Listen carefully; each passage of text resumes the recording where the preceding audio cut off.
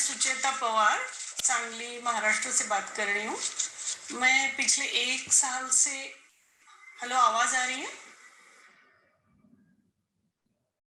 हाँ हाँ, 1 साल से आपको सुन रही हूँ सर।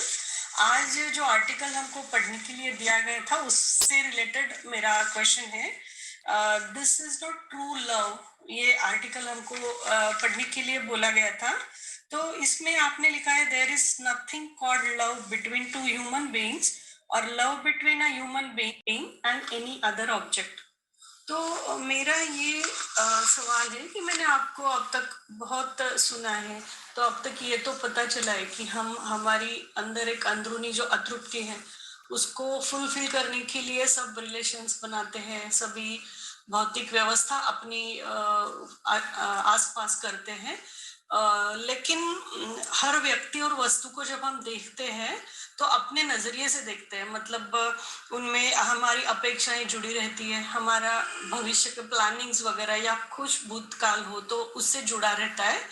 तो उसकी वजह से हम उस व्यक्ति को या वस्तु को पूर्णतः उस जो स्वरूप में है उस स्वरूप में नहीं देख पाते हैं। तो यहाँ तक तो बात समझ में आती है, लेकिन सर हमारे लाइफ में जितने भी लोग हैं सब तो हमको पसंद नहीं आते। हमको तो कुछ लोग हैं जो लाइक फ्रेंड के रूप में कहिए या हमारे साथ में चाहिए होते हैं और उनके लिए हम कुछ भी करने के लिए तैयार होते हैं। उनकी कुछ अगर बुराइयां भी हो तो हम नजरअंदाज करते हैं उनको। तो ये प्यार नहीं है क्या? यही मेरा सवाल है सर। प्यार हो भी सकता है, नहीं भी हो सकता है। निर्भर इस पर करता है कि वो व्यक्ति आपके जीवन में क्यों है, आपको क्यों पसंद है, अच्छा क्यों लगता है आपको या बुरा क्यों लगता है आपको।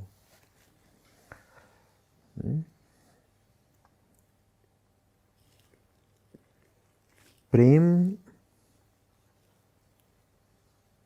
मन का आकर्षण है मुक्ति की तरफ।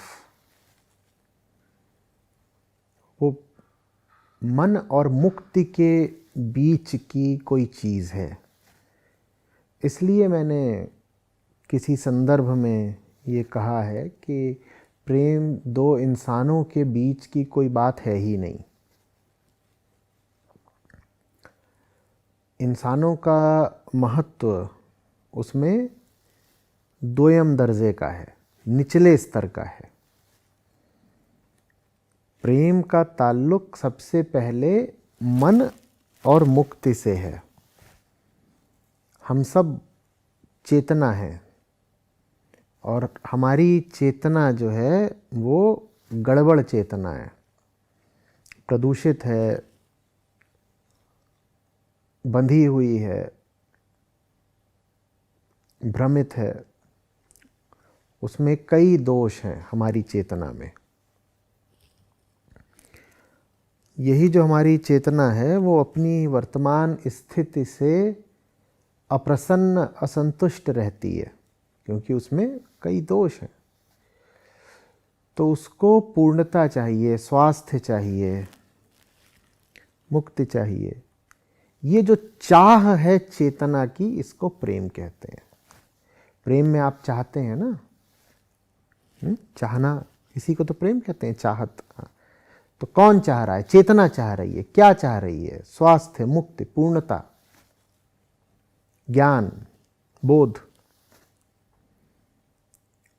इसको प्रेम कहते हैं। अब अगर कोई व्यक्ति आपके जीवन में इस तरह है कि वो बोध लेकर आ रहा है, मुक्ति लेकर आ रहा है और इस कारण आपको उसकी संगति अच्छी लगती है, तो ठीक है, इसको प्रेम कहा जा सकता है। इसको प्रेम कहा जा सकता है क्योंकि इसमें भले ही आप उस व्यक्ति की ओर आकर्षित हो रही हैं, लेकिन वास्तव में आप आकर्षित उसकी ओर हो रही हैं जो आपको उस व्यक्ति के माध्यम से मिल रहा है।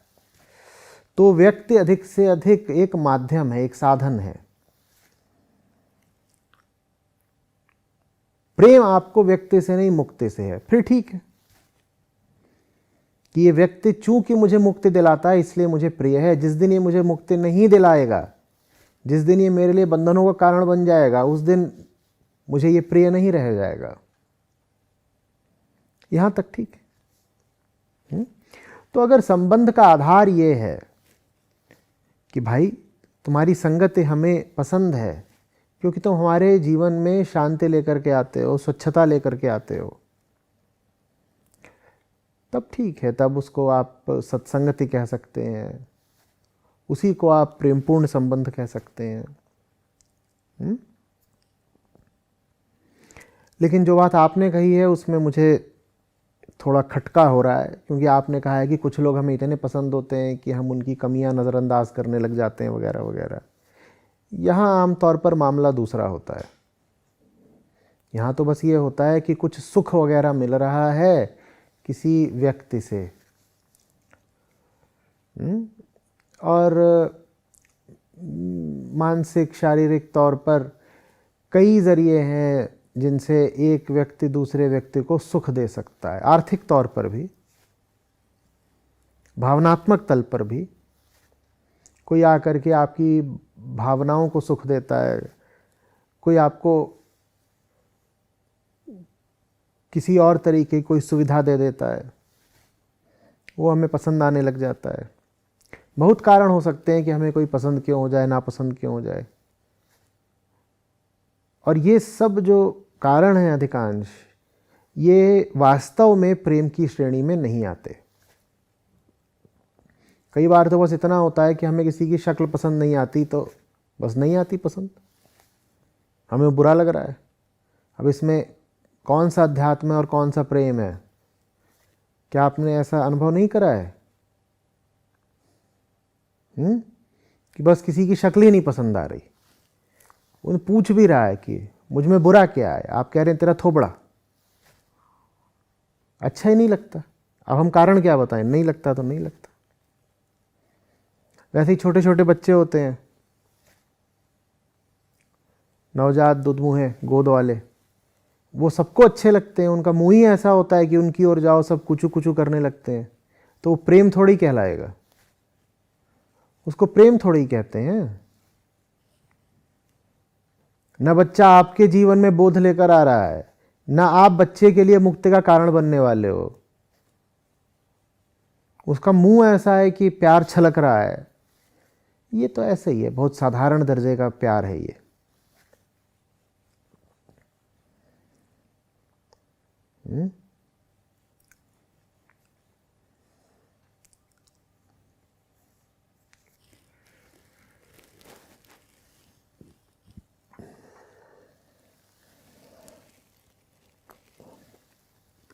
कहिए कहिए, आप कुछ कहना चाह रही हैं? हाँ सर, कई बार हम ऐसा भी देखते हैं कि कई व्यक्ति ऐसे रहते हैं जीवन में, देखते हैं हम ऐसा कि वो मुक्ति की तरफ तो नहीं ले जाते हैं, लेकिन हम उनके लिए सब कुछ करते हैं, करने के लिए तैयार होते हैं। कर्जे का ही प्यार हो गया फिर, मतलब हम शायद माँ और बच्चे का प्यार देखें कि अगर बच्चा कुछ अच्छे रास्ते पर नहीं जा रहा है, फिर भी माँ उसके लिए कुछ ना कुछ करती रहती है उसे अच्छे रास्ते पर लाने के लिए। तो ये भी साधारण ही हुआ या मतलब?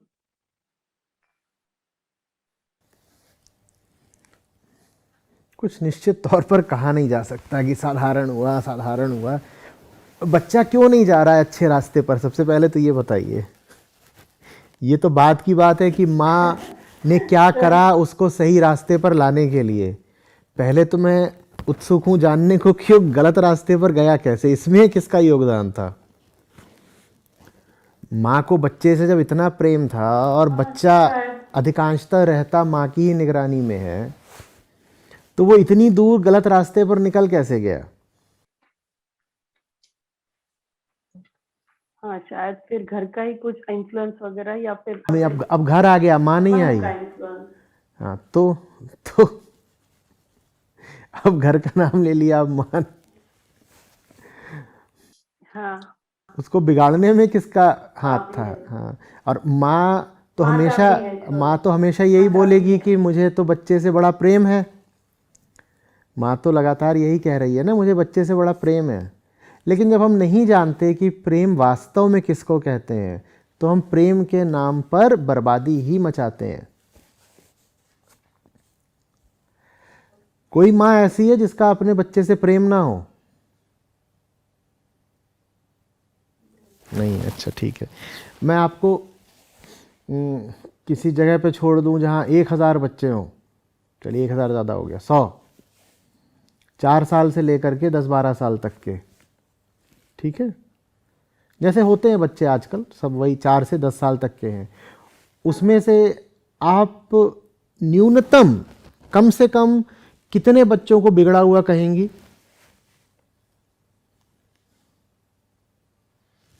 सर वैसे तो ज्यादा से ज्यादा मतलब 50% से ज्यादा ही होंगे सर, जो उससे भी ज्यादा। आप माओं की ओर बहुत सहानुभूति रखती हैं, इसीलिए आपने कहा 50% से ज़्यादा। मैं जहाँ से देखता हूँ तो 95% से ज़्यादा। आपकी बात रख लेते हैं, 50% से अधिक बच्चे बिगड़े हुए हैं। और माएँ तो बहुत प्यार करती हैं अपने बच्चों को, बिगड़ कैसे गए? हमें कोई ये बताए उन्हें बिगाड़ने वाला कौन है? दिन रात वो माँ की ही छत्र छाया में रहते हैं। 10 साल वालों को तो छोड़िए, 4-5 साल वाले तो ज़्यादातर माँ के ही प्रभाव में रहते हैं। तो उन्हें बिगाड़ा किसने है? माँ तो बहुत प्यार करती है, उन्हें प्यार नहीं बिगाड़ा है, क्योंकि हमें प्यार का मतलब ही नहीं पता। हमारे लिए प्यार का मतलब होता है अच्छे कपड़े पहन ले, रोज नहा ले, अब हॉर्लिक्स खा।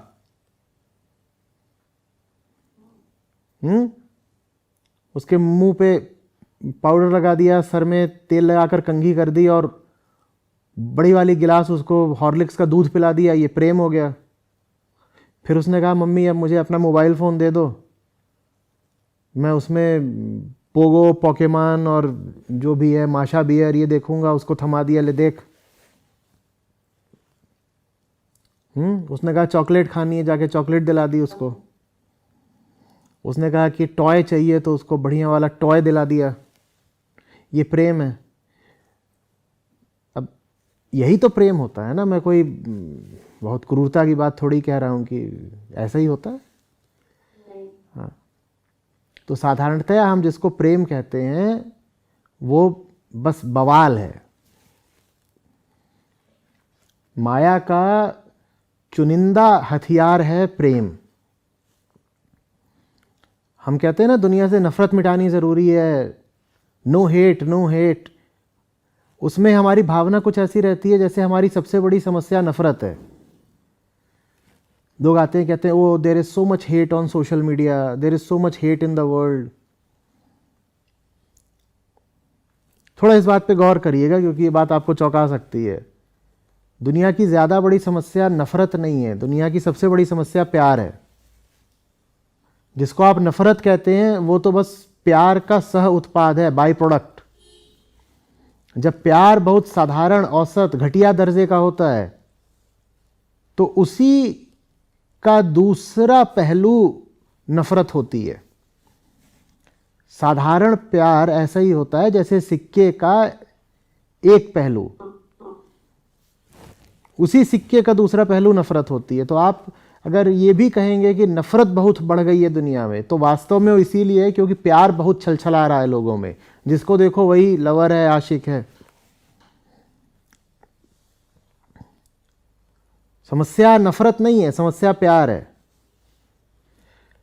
नफरत तो अपने आप मिट जाएगी, पहले प्यार को तो ठीक किया जाए। घटिया प्यार का ही परिणाम होती है नफरत।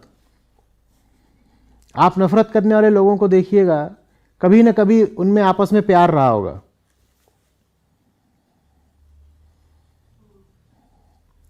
हो ही नहीं सकता कि आप किसी के करीब ना रहे हों अगर आप उससे आज नफरत करते हैं।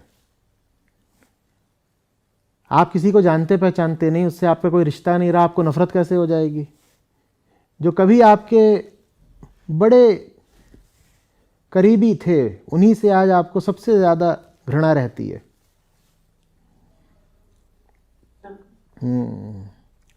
सबसे ज़्यादा गड़बड़ चीज़ प्यार है, प्यार। तो ये मत कहिए कि we do not want hate, कहिए we do not want love. नफरत बहुत छोटी बीमारी है, प्यार बहुत बड़ी वाली बीमारी है। प्यार माँ है, नफरत बच्चा है। प्यार जड़ है, नफरत उसकी पत्तियां हैं। और मैं किस प्यार की बात कर रहा हूं? मैं वास्तविक सच्चे असली आध्यात्मिक प्रेम की बात नहीं कर रहा हूं, उससे कोई नफरत नहीं पैदा होती। सच्चा प्यार तो अमृत होता है। मैं उस प्यार की बात कर रहा हूं जो 10,000 में से 9,999 लोगों को होता है। हम जिसको प्रेम कहते हैं वो बहुत व्यर्थ, बेकार, अक्सर विषैली चीज होती है। और देखिए माया की कितनी घिनौनी चाल है कि उसने जहर फैलाने के लिए उस चीज को चुना जो अमृत का वाहक हो सकती थी। प्रेम से सुंदर और प्रेम से ज्यादा मुक्तिदायी कुछ नहीं, लेकिन माया ने प्रेम को ही पकड़ करके भ्रष्ट कर दिया। प्रेम अपने आप में जितना अमृत है, साधारण प्रेम उतना ही बड़ा जहर है। और आम आदमी जीवन भर बस साधारण प्रेम ही देता है और साधारण प्रेम ही लेता है, माने जीवन भर वो जहर ही पीता है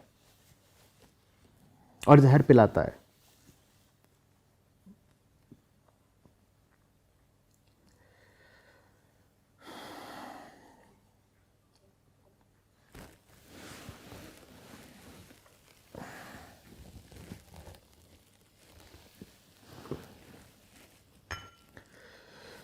जिनसे मैंने, अब भाग रही हैं इतनी जल्दी नमस्कार करके? नहीं भागिए, नहीं थमिए, नमस्कार वगैरह क्या। बिल्कुल नहीं सर, सर बिल्कुल नहीं बिल्कुल नहीं सर। जिनसे मैंने सीखा है उन्होंने 2 पंक्तियों में प्रेम का सार निचोड़ के कह दिया है। प्रेम प्रेम सब कहें, प्रेम न चीन्हे कोय, और जा मार्ग साहब मिले, प्रेम कहावे सोए। उनकी आदत ही ऐसी है, वो बहुत लंबी चौड़ी बात नहीं करते, वो आधी साखी में पूरी बात कह जाते हैं उनको पूरे दोहे की भी जरूरत नहीं पड़ती, आधी साखी काफी होती है। जा मार्ग साहब मिले, प्रेम कहावे सोए, आधी साखी पूरी है। जिस रास्ते मुक्ति मिले बस वही प्रेम है, उसके अलावा किसी चीज को प्रेम मत मान लेना। जिस मार्ग तुमको साहब मिल जाए बस वही प्रेम है, उसके अलावा कुछ प्रेम नहीं है। कौन से साहब?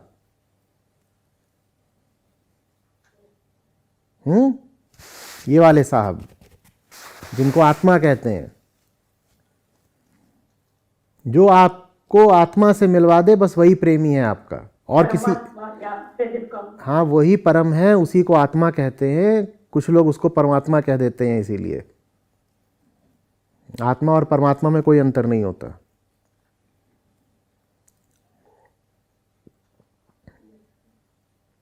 जो आपको आत्मा से मिलवा दे बस उसको प्रेमी कहिएगा, और कोई नहीं होता प्रेमी। बाकी सब बवाल झंझट।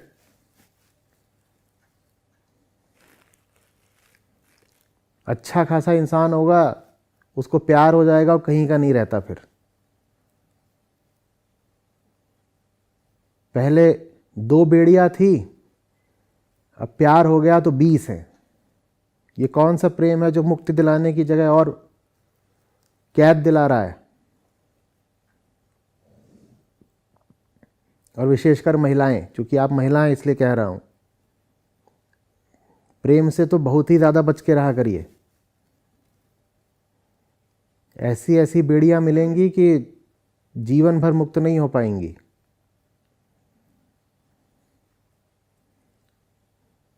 बड़े हसीन नाम होते हैं बेड़ियों के।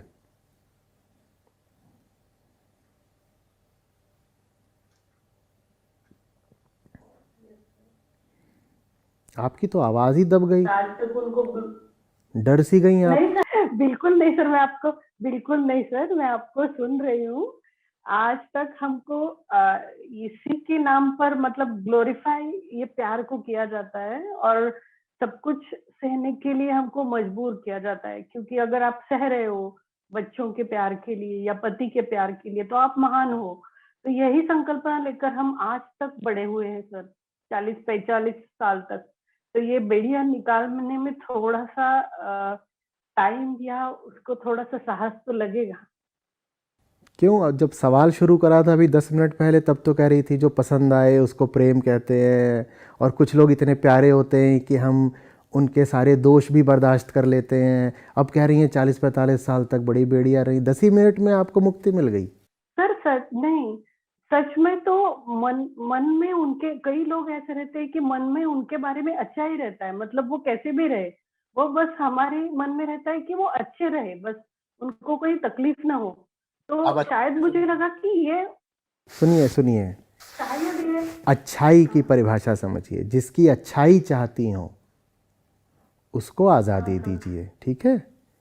समस्या ये नहीं होती कि हम लोगों की अच्छाई नहीं चाहते, समस्या ये नहीं है कि हम लोगों की बुराई चाहते हैं। दिक्कत ये है कि हम जानते ही नहीं कि अच्छाई चीज़ क्या है। तो जब हम दूसरों को अच्छाई भी देना चाहते हैं तो भूलवश उनको बुराई दे देते हैं। हमारी अच्छाई में ही बुराई है, क्योंकि हमें पता ही नहीं ना किसके लिए क्या अच्छा है। जैसे कोई माँ हो, उसको पता ही ना हो कि डायबिटीज़ क्या चीज़ होती है, अज्ञान। और बच्चा लड्डू मांगता है खूब, और बच्चे को डायबिटीज़ है, मधुमेह, और बच्चा मांगता क्या है? चॉकलेट दो, लड्डू दो। और वो कह रही है मुझे तो बच्चे की अच्छाई करनी है, बच्चे की मांगें पूरी करनी है, बच्चे को दे दिया लड्डू। अच्छाई में ही बुराई हो गई ना। ठीक उसी तरीके से हम आमतौर पर नहीं जानते हैं कि किसके मन के लिए, जीवन के लिए, चेतना के लिए क्या अच्छा है। तो इसीलिए हम अच्छाई चाहते हुए भी बुराई कर देते हैं। बोध बहुत आवश्यक है। बोध के अभाव में आपकी सद्भावना कोई मायने नहीं रखती।